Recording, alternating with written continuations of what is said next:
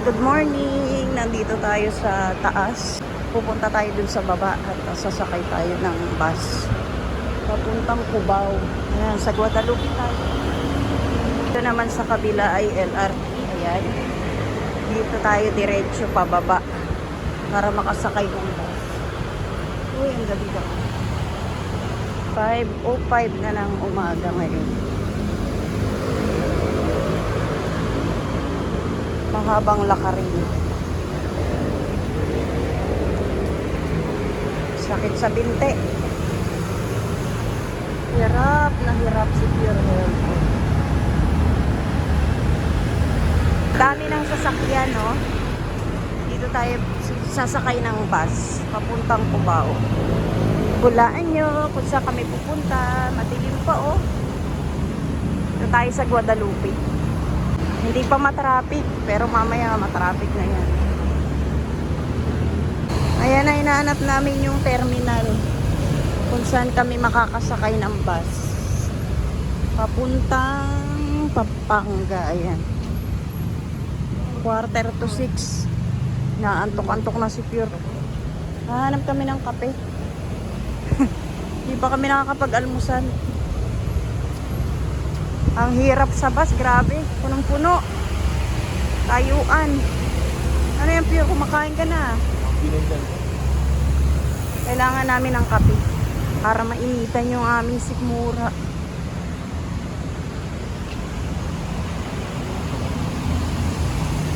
Masarap ang pandesal. Kumain ka lang. Saan tayo?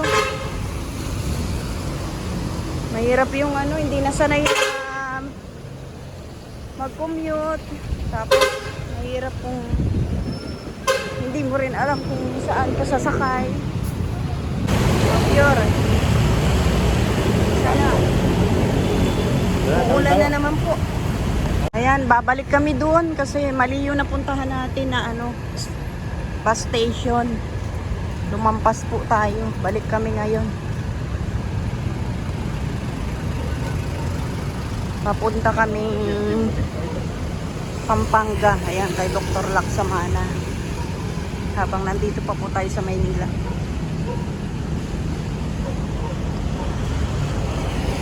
Hindi maganda ang panahon ngayon.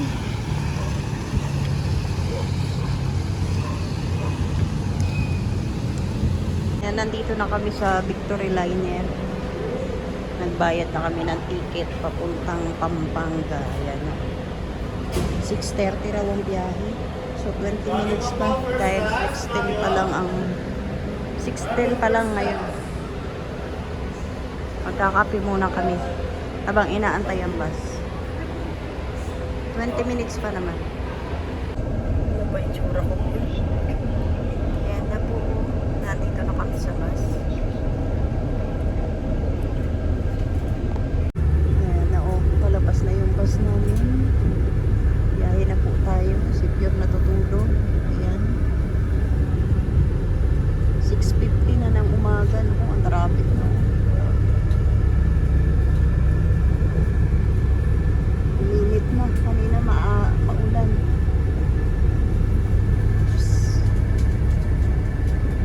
Ayan na, oh. Welcome po sa atin. Welcome po sa tayong lahat. Nandito na tayo sa Pampanga. Robinson. Ayan na, oh. Naku, iniwan na ako ni Pure Health, oh. Oh, diba? Ang ganda rito, guys. Ang ganda rito, ang linis. Ang kalsada nila ay malalawak. Ang ganda. Sarado pa po ang Robinson. Ayan. 8:20 pa lang po. Nandito na kami sa Robinson para ma-check up si Pure Health. Robinson, tapos doon naman pala yung SM Pampanga. Uy, ayan na, oh. Ano, Pure, ang sinasabi mo? Kahapon, nasa ibang bayo kami. Kay, Apo. Saan Sa yan? Batangas. Ngayon? Ngayon, nasa San Fernando, Pampanga naman kami. Kung saan sana po kami nakarating. May Dr. Laksamana. Ewan ko bukas kung saan ulit. Kung saan sana kami nakarating para lang magamot yung mata ni Pure Health. Ang bihira eh. Mahirap mag-commute pero kinaya namin. Masama pang panahon. Ano ba yun? Pero ang saya ko. Nandito na kami sa Pampanga. Ang ganda. Ayan. Kung hindi dahil sa pagpapagamot mo, di tayo makakarating dito. Kabihirang yan. Karating naman ako dito last time. Ikaw yun, hindi ako. Ayan na, oh. Sige, tapa kami dito kasi dito daw po yung kay Dr. Laksamana, no? Ayan, dito tayo, nakaupo tayo sa isang tabi. Inaantay po natin na magbukas ang Robinson. 12 minutes pa bago mag 9, pero 10 pa po ang bukas, no? Nagtanong kami kay Kuya Guardia. Pang-apat na raw kaming nagtanong.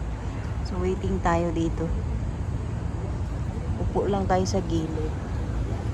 May mga nag-iintay din dito, oh, na magbukas ng Robinson. Nakapasok din kami sa mall. Nagbubukas lang. Dalian mo, Pure, baka mamaya marami ng tao. Akit kami second floor. Ayan na, oh. Dami ng pasyente. Pure Health nakahabol. Hanggang 11 lang ba to? Patagal pa. Ayan na. Ayan na. Alistahan na.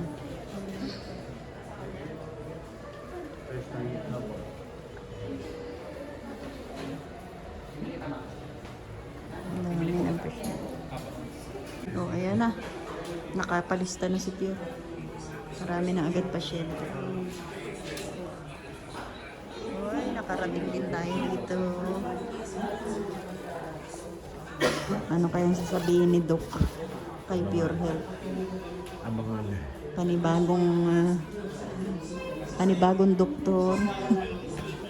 Same din kaya ang sasabihin. Sana iba. Sana iba Good naman. news.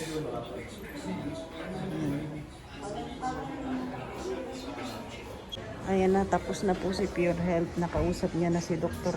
Laksamana. O ano, Pure? Ano sabi? X-rayin pa rin kasi ang inano niya, parang nagkaroon daw ng nanay yung loob ng mata eh. Yung bilog niya doon sa loob. Di ba yung nakikita natin dati? Nagkaroon naman talaga eh. Iyan niya kasi hindi gano'ng makita doon sa kanya. I-examine pa daw to. Parang i-x-ray ulit. Ganun naman kasi ang procedure doon. Hindi naman pwede magbase doon sa una nating x-ray. Kailangan sa kanya mismo manggagaling kasi siya magbabasa. So ayan, hintay natin yung ano. May gagawin pang x-ray. Kasi napag-usapan din namin, baka ano eh, yung kinakatakot niya, baka tumalon din daw sa kabila. Mahawa. Yun yung sabi ni Dr. Crosby sa'yo, di ba? Pero may yung pag-asang makakita. Ano sabi? Pagkatapos pa ng x-ray, babasahin niya yun.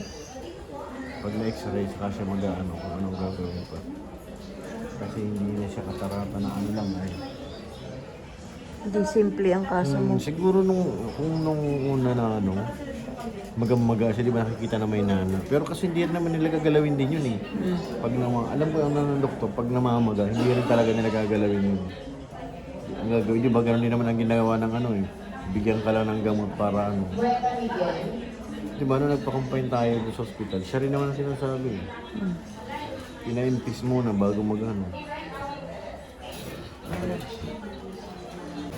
Kakain daw muna siya, buti may dala kaming pagkain. Ayan. So Ano yung to? tatlong in-examine sa'yo, nagawa na. Nagawa na. Ano na lang gagawin ngayon? Antayin natin yung sagot ni Yung Dr. basa Yung result doon sa ano. sa ginawa sa'yo. Tatlong klase yun, di ba? Tatlo. Hindi, apat. Apat na klase. Sabi mo tatlo lang. Apat. Nakita mo yung ano doon, apat may mga chip. Bulaga.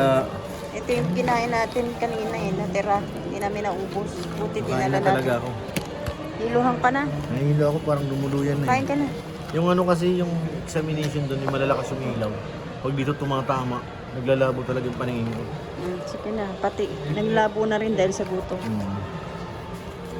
Baba ko? Yung mga Yan ulam ni Pure Health bacon at bacon at saka saka bacon. chicken. Chicken ba yung kala ko beef din eh. Chicken yan na maanghang.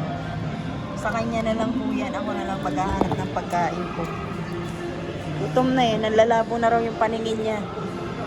Yung kabilang mata lang kasi yung isa wala namang paningin. Ayan, kain. Oh. Kain pa pala itong ulam? Kainin mo na yan. Ano, tapos na. Tapos na, ito na. Nakabili ka na rin ng gamot. Vitamins.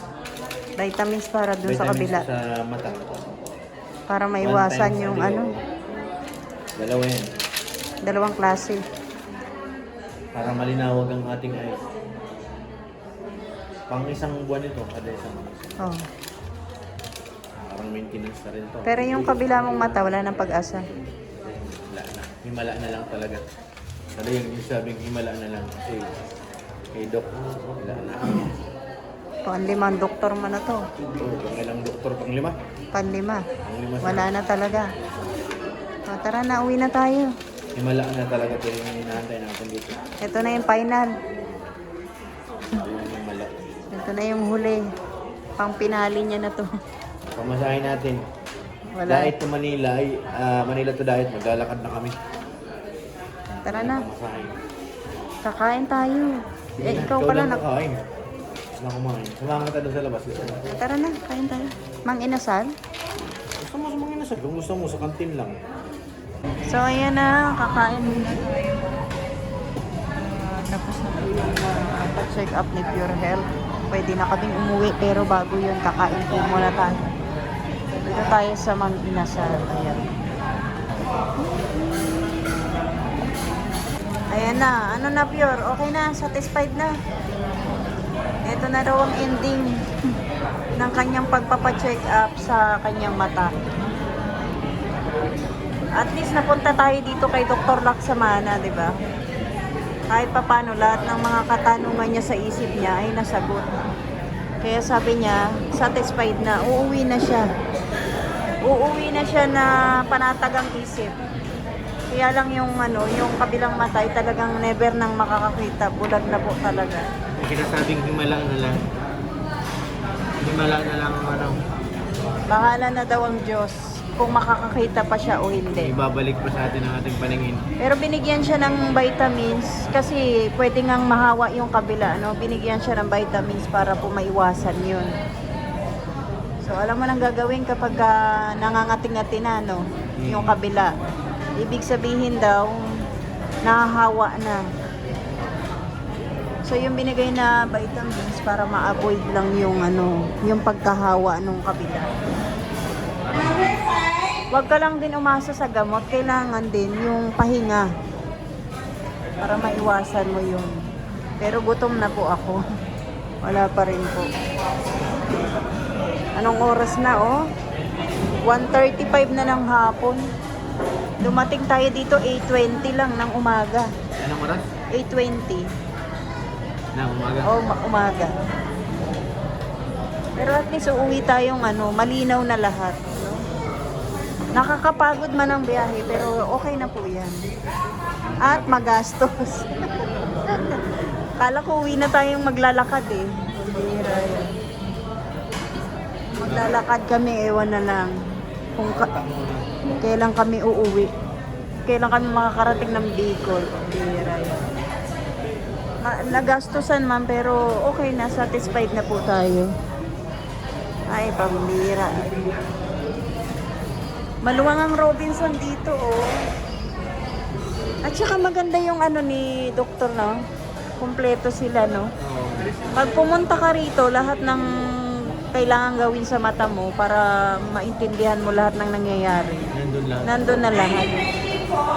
Wala nang iba pang hahanapin pa, no? Ayan, nandito po kami sa terminal ng Cubao sa Superlines at nakakuha na po kami ng ticket. Kanina pa kami dumating. Aga kami dumating pero ngayon po ay alas 5 na. Ang bus na sasakyan namin ay alas 8 pa po ang dating. So matagal-tagal kami mag-iintay. Marami rin naman kaming kasama rito. Marami rin pasahero na nag-aantay. O ayan. Uwian na talaga. Ano yun? Uwian na talaga.